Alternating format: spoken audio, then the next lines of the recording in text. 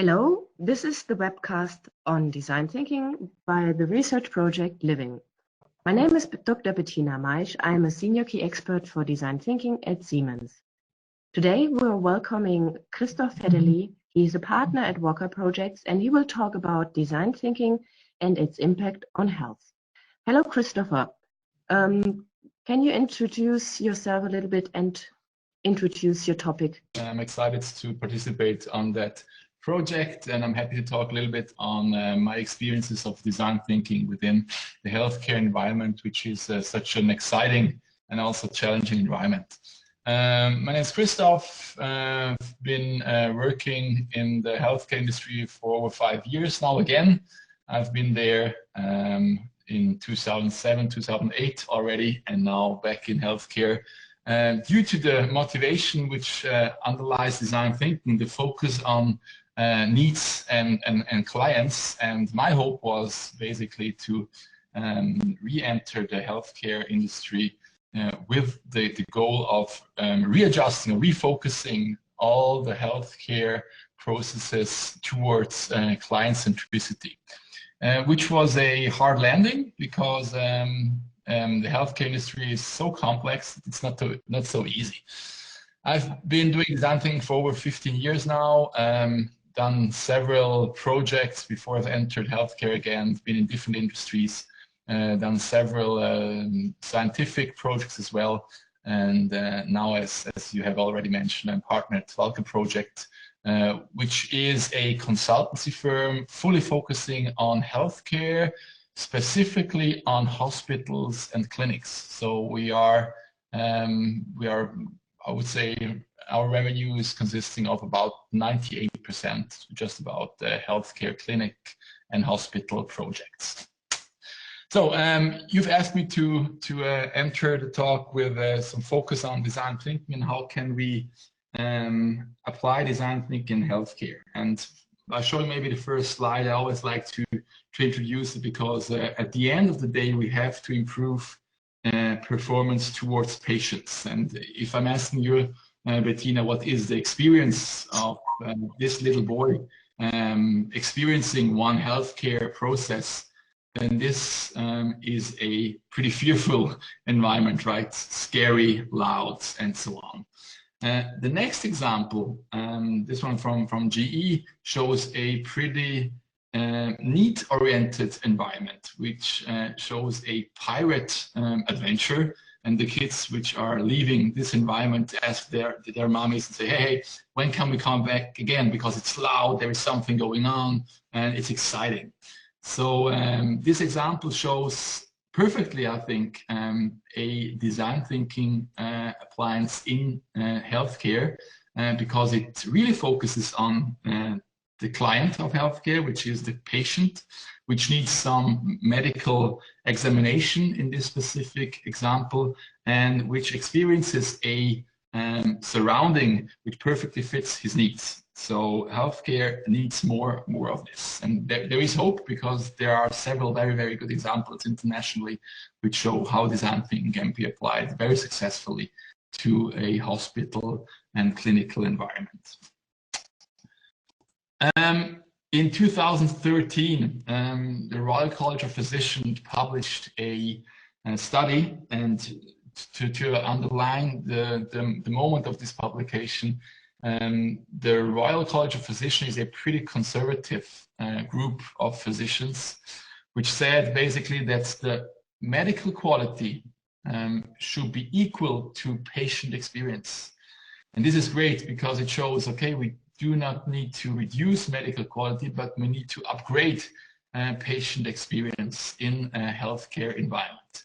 And this doesn't mean just to bring the daily journal to the bed to the patient, but the patient needs to have a fully scale experience from the very beginning, starting at home until rehabilitation after his hospital stay. So we need to really understand how is the experience of the patient. And this is kind of the main motivation and the goal of every single project within healthcare is to fully commit to that experience landscape of a client, of a patient. which means we have to fully focus on the patient. We have to readjust every single medical flow as a physicians, as nursing, as information, as relatives, as material, like meds and all the devices towards the patient.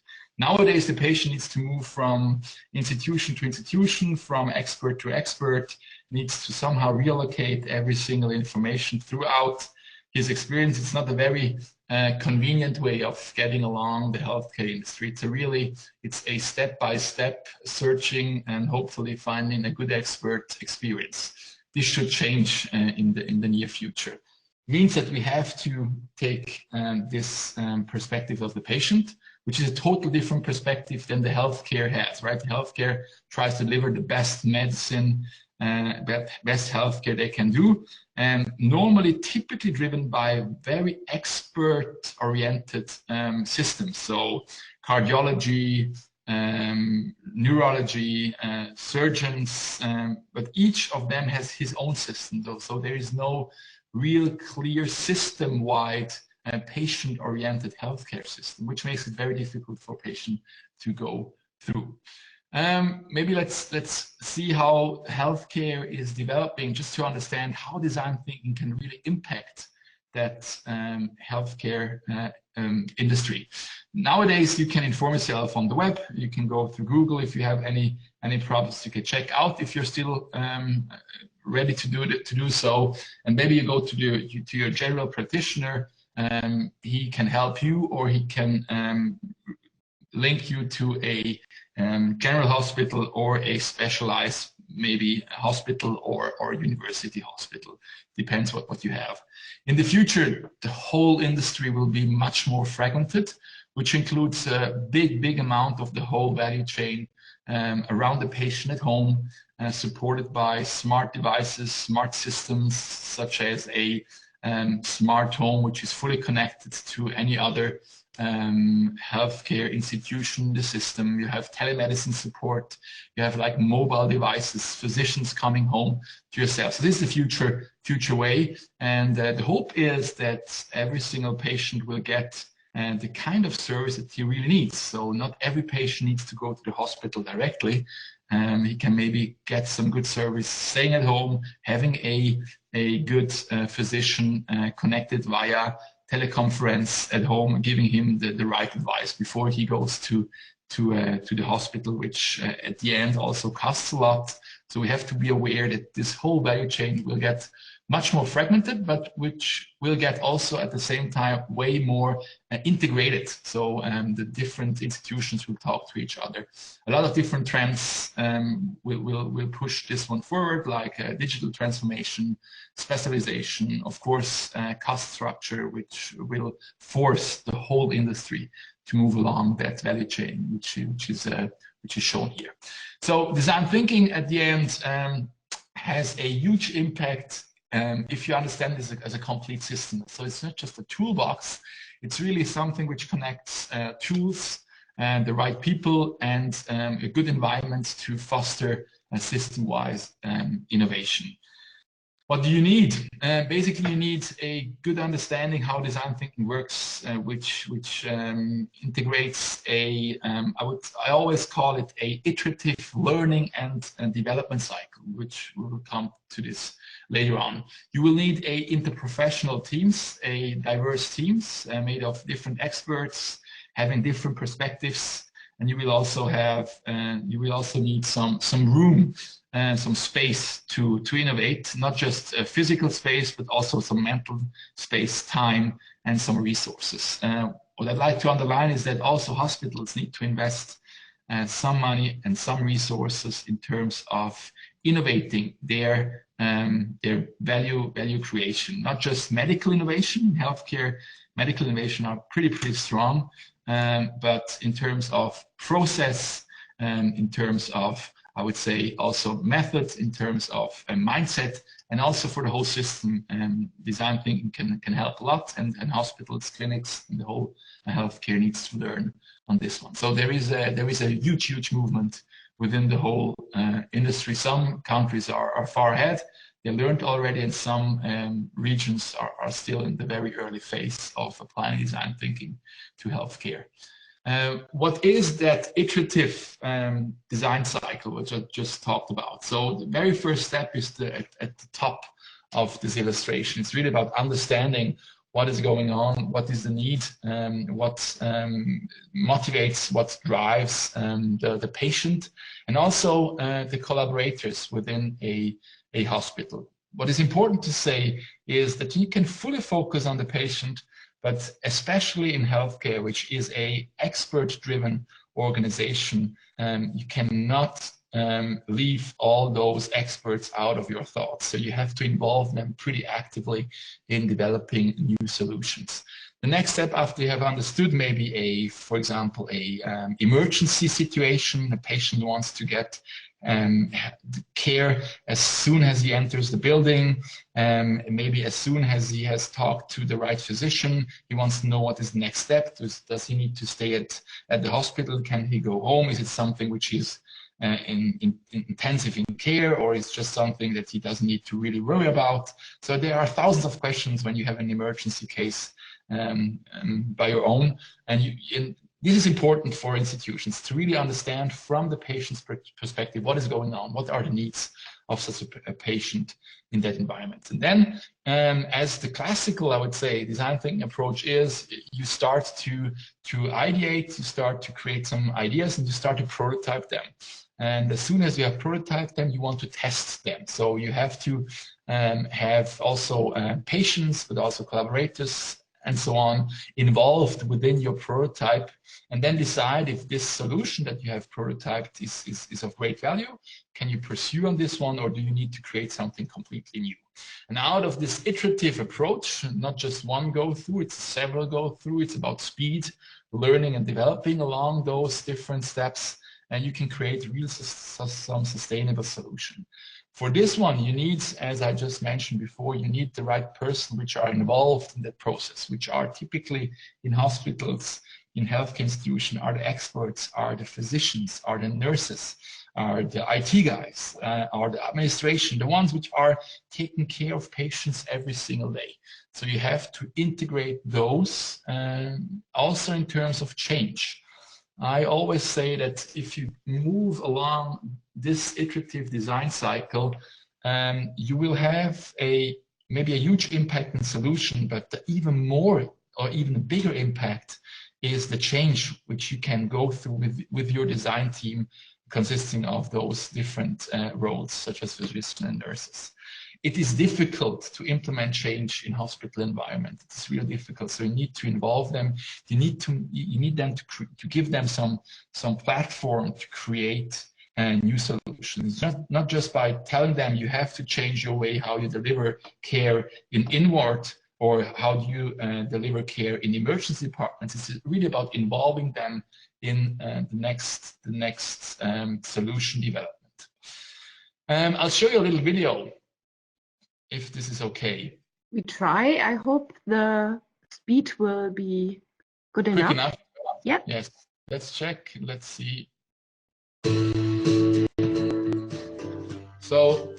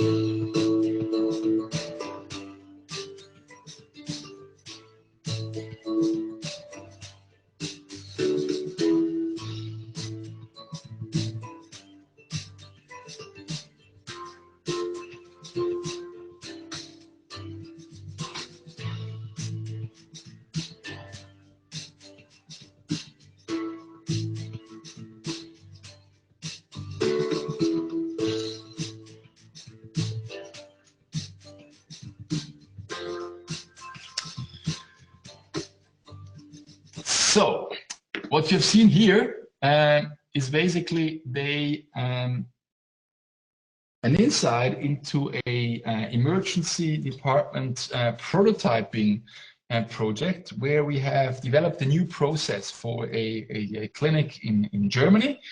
And we had, like I've just mentioned, like a physician, nurses, planning, administration, IT, and they all involved in that creation of that new process. And you see that this surrounding provokes a lot of discussion. We have talked and developed a lot around how should emergency medicine work in the future, what are the needs of the patient. We have created different process prototypes. We have walked through several times over about 10 days with the team and also with the patients, which test the prototype several times, integrate the feedback until we came to the very end. It was in December last year, where we had that prototype ready to being implemented into that daily environment, but also as a base for the construction of the new emergency department of that very specific clinic. So it's really about a testing and learning environment, about having the right team and having the space to develop something. How did we start? We started at the very beginning in of course, creating that team. Having the right people at hand is very critical. Not having too many people, because then it's just discussion. It's not about prototyping anymore. But having a small, we say like 6 to 10 people, agile team, which is ready to go through several iterations of that learning cycle that you just see here.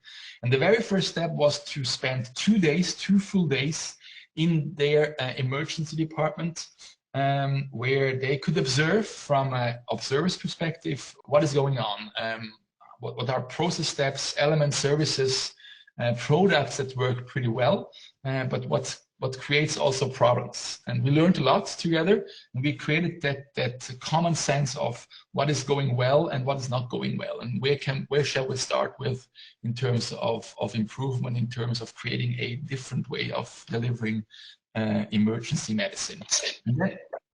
And then we've entered that prototyping zone, and we've started from the very first day on in terms of creating different prototypes, learning, seeing what kind of prototypes could work in terms of delivering, I would say, high quality healthcare, but also in terms of resources. So not just creating the super fancy emergency department, but having a very realistic version of that future medicine. So we did several prototypes, we tested those several times, and then by each iteration we understood even better what are the problems, why some process steps, for example, do not work, why radiology, for example, is far away from the emergency process and should be much closer. And through every single iteration, we learned more.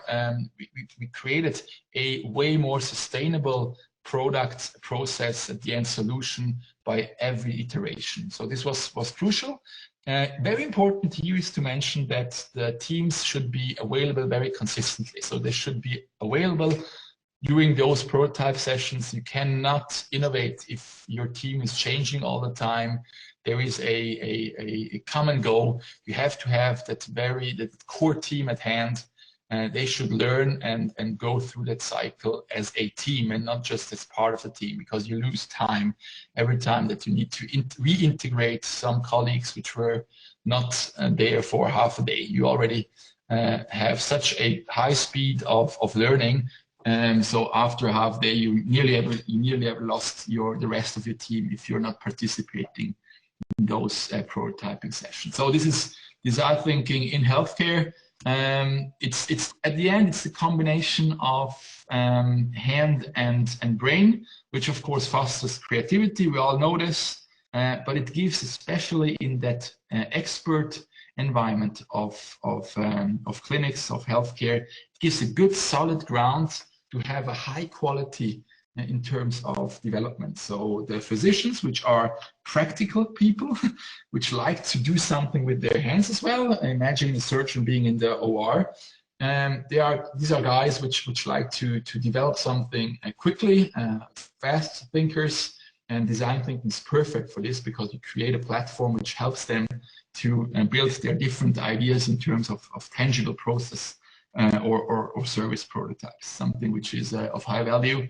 And to be honest, I've hardly seen any other industry where design thinking fits better than healthcare. I think it's really a perfect match for this environment. So we're having real doctors, real physicians, real nursing, and real patients. And this is important, and through that you create a good base for innovation. Maybe some interesting findings from research if you'd like to start up with your own innovation initiative in your own company or in your own healthcare environment. It's really about diversity. It's about applying this prototyping-based development process, very, very important. Create something tangible where the whole team can talk about. And you need to have a prototyping zone which helps you to have that free space, that safe space to also make prototypes which won't work. Because especially in healthcare, you cannot go into the OR and change the system spontaneously because maybe there is some patients lying on the OR table. It can be critical, right? So you have to have a safe space where you can really try to develop alternatives in terms of new OR processes, for example, and maybe also create something completely wrong which won't work. And at the end, this is something I really like to mention, especially in expert organization, is you have to have the same amount of speech time. So it's not just about the chief physician talking and telling where the innovation goes. It's really about having the whole team having about the same time for each of the design team members to talk, which is something really important. Of course, this is something which should be supported somehow by a good moderator, but at the end it's important that not just the hierarchically highest person is talking a lot. It's really about the whole team creating a new solution. Yes, Bettina, you've asked me also to talk a little bit about smart home, and this is maybe an example which addresses this one. It's basically exactly the same procedure. So if you'd like to apply design thinking in the smart home environment, you have to understand what is the complexity of healthcare at home, what are the needs of the patient or the client at home, and what could be possible solutions. So you can develop the same way as I've just developed before, just mentioned before. You can integrate your patient or your client, which uses some potential smart home solution, such as supervision from a telemedicine or a virtual care center, as this one in St. Louis, which observes patients staying at home, having some vital signs which are continuously monitored. But the procedure is exactly the same. So there is no difference. Of course, the surrounding is different. The needs probably are a little bit different. But the procedure, I would say the process itself of innovating stays exactly the same. You will probably have different design team members because maybe you have more relatives in this specific case of a smart home solution. But as I've just said, you just move along the design cycle and apply design thinking as you're used to. Another great example is always, as we all know, is Kaiser Permanente, which has a huge prototyping zone. So if you have the chance to go to the Garfield Innovation Center, which is in the Bay Area, Auckland, near San Francisco, visit the Garfield Innovation Center and have a look around. This is a huge prototyping zone. And they always say that every bigger innovation should go through that development and testing site before being distributed to all those 35 different hospitals that they have. And in terms of digital home, they are fast movers in that specific field, and they are already offering more than 50% of all the consultation through digital channels such as phones or this one, video conferencing, with having all the different experts at hand. I don't know if you see it in the right upper corner of that screen.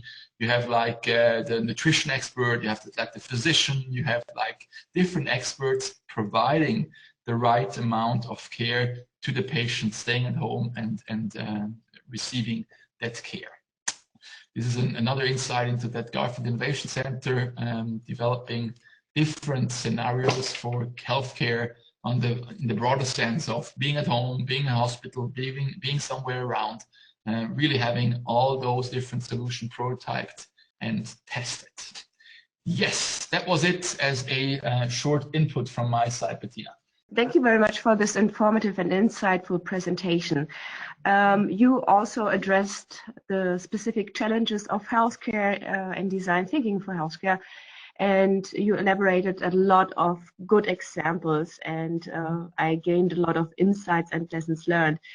Christophe, what are your recommendations for newbies in getting into design thinking for healthcare? Do you have some resources or other addresses you would recommend? First of all, go into the field. Learn how healthcare is working, what are the experts telling you, how the processes are. Go there and learn fast. That's the most important thing. Ideally, take those experts with you, not in terms of I would say care deliver of experts, but as observers, so they can tell you, they can explain some of the important points which you might not recognize from a newbie perspective entering healthcare. So it's really about learning in the field, gaining insights there, which is of great value, because this is the base for the next step in terms of creating something new, right? You have always in healthcare to provide a better situation than before. Mm-hmm. Physicians especially are very open to new things, but you have to deliver something which adds value and not just creates more effort. Mm-hmm. So you have to learn about that very specific environment. Then, as I've outlined, you have to go through that learning cycle, define good people, accompanying you through that learning development of prototyping and testing, and then you are already on the good side of developing. But go there, learn outside, integrate those team members in the development process, create with them, and go along that very tangible way of innovating. Great. Thank you very much, Christophe. This was Christophe Vetterli, the partner of walkerproject. My name is Bettina Maisch. This was the webcast on design thinking within the Living Research Project. Thank you very much for listening, and see you soon.